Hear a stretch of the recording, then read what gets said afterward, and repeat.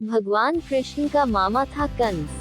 कंस का ससुर था जरासंध। कंस के वध के बाद भगवान श्री कृष्ण को सबसे ज्यादा यदि किसी ने परेशान किया तो वह था जरासंध। वह बृहद्रथ नाम के राजा का पुत्र था। मगध सम्राट जरासंध का राज्य भारत में सबसे शक्तिशाली राज्य था। उसके पास सबसे विशाल सेना थी। वह अत्यंत ही क्रूर और अत्याचारी था। हरिवंश पुराण के अनुसार उसने काशी, कौशल, चेदी, मालवा, विदेह, वन, कलिंग, पांड्य, सौगत, मध्य, कश्मीर और गांधार के राजाओं को परास्त कर सभी को अपने अधीन बना लिया था। इसी कारण पुराणों में जरासंध की बहुत चर्चा मिलती है। जरासंध अत्यंत क्रूर एवं साम्राज्यवादी प्रवृत्ति का शासक था।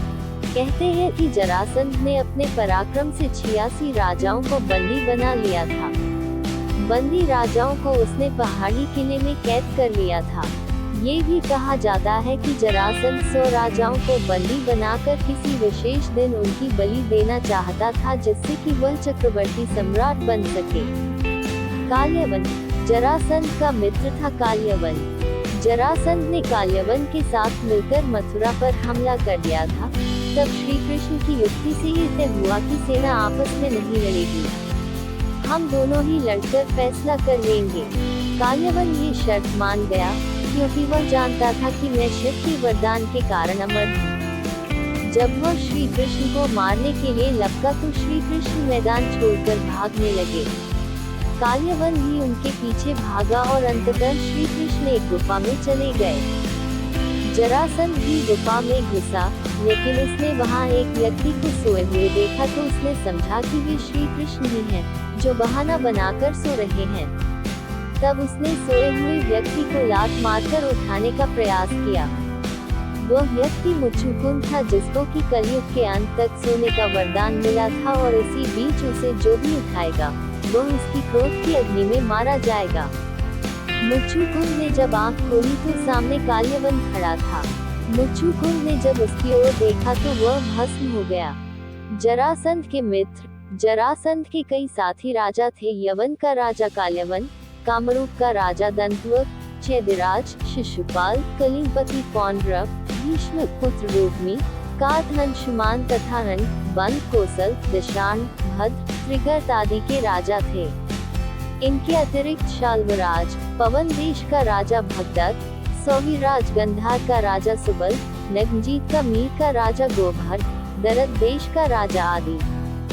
जरासंध का जन्म मगध के सम्राट बृहद्रथ की 2 पत्नियां थीं। जब दोनों से कोई संतान नहीं हुई तो एक दिन वे महात्मा चंडकौशिक के पास गए और उनको अपनी समस्या बताई। महात्मा चंडकौशिक ने उन्हें एक फल दिया और कहा कि ये फल वे अपनी पत्नी को खिला देना, इससे संतान की प्राप्ति होगी। राजा ने वह फल काटकर अपनी दोनों पत्नियों को खिला दिया। फल लेते वक्त राजा ने यह नहीं पूछा था कि इसे क्या मैं अपनी दोनों पत्नियों को खिला सकता हूँ। फल को खाने से दोनों पत्नियां गर्भवती हो गईं। लेकिन जब गर्भ से शिशु निकला तो वह आधा आधा था, अर्थात आधा पहली रानी के गर्भ से और आधा दूसरी रानी के गर्भ से। दोनों रानियों ने घबराकर उस शिशु के दोनों जीवित टुकड़े को बाहर फेंकवा दिया। उसी दौरान वहां से एक राक्षसी का गुजरना हुआ। जब उसने जीवित शिशु के 2 टुकड़ों को देखा तो उसने अपनी माया से उन दोनों टुकड़ों को आपस में जोड़ दिया और वह शिशु एक हो गया। एक होते ही वह शिशु दहाड़े मार मार कर रोने लगा। उसके रोने की आवाज सुनकर दोनों रानियां बाहर निकली और उस बालक और राक्षसी को देखकर आश्चर्य में पड़ गईं। एक ने उसे गोद में ले लिया। तभी राजा बृहद्रथ भी वहां आ गए और उन्होंने वहां खड़ी उस राक्षसी से उसका परिचय पूछा। राक्षसी ने राजा को सारा किस्सा बता दिया।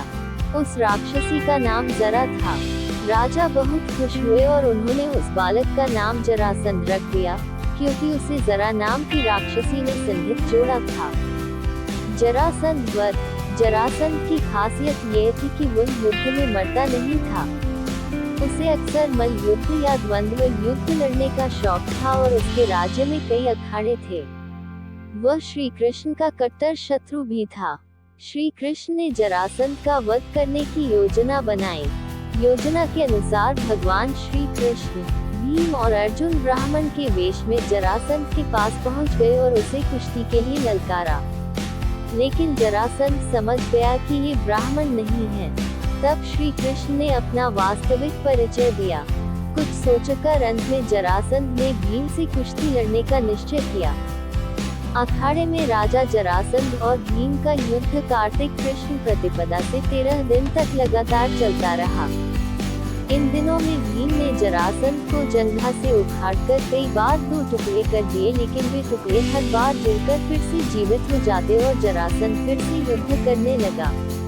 भीम लगभग थक ही गया था। 14वें दिन श्री कृष्ण ने एक तिनके को बीच में से तोड़कर उसके दोनों भाग को विपरीत दिशा में फेंक दिया। भीम श्री कृष्ण का यह इशारा समझ गए और उन्होंने वही किया। उन्होंने जरासंध को 2 फाड़ कर उसके एक फाड़ को दूसरे फाड़ की ओर तथा दूसरे फाड़ को पहले फाड़ की दिशा में फेंक दिया। इस तरह जरासंध का अंत हो गया, क्योंकि विपरीत दिशा में फेंके जाने से दोनों टुकड़े जुड़ नहीं पाए।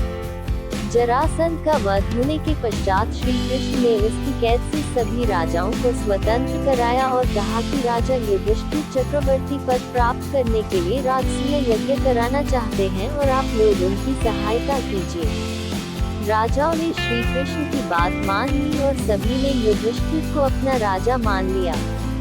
अंत में जरासंध के पुत्र सहदेव को अभयदान देकर मगध का राजा बना दिया गया। जरासंध का अखाड़ा। हार के राजगृह में कहे कंस के ससुर जरासंध का अखाड़ा। जरासंध बहुत बलवान था। मान्यता है कि इसी स्थान पर भगवान श्री कृष्ण के इशारे पर भीम ने उसका वध किया था। राजगृह को राजगीर कहा जाता है। रामायण के अनुसार ब्रह्मा के चौथे पुत्र वसु ने गिरिव्रज नाम से इस नगर की स्थापना की। बाद में कुरुक्षेत्र के युद्ध के पहले बृहद्रथ ने इस पर अपना कब्जा जमा लिया। बृहद्रथ अपनी शूरता के लिए मशहूर था। जरासंध की गुफा। सोनभंडार गुफा में आज भी दबा पड़ा है जरासंध का खजाना। इस गुफा में 2 कक्ष बने हुए हैं। ये दोनों कक्ष पत्थर की एक चट्टान से बंद हैं। कक्ष सम 1 माना जाता है कि यह सुरक्षा कर्मियों का कमरा था, जबकि दूसरे कक्ष के बारे में मान्यता है कि इसमें सम्राट बिंबिसार का खजाना था। कहा जाता है कि अभी भी बिंबिसार का खजाना इसी कक्ष में बंद है। किंवदंतियों के मुताबिक गुफाओं की असाधारण बनावट ही लाखों टन सोने के खजाने की सुरक्षा करती है।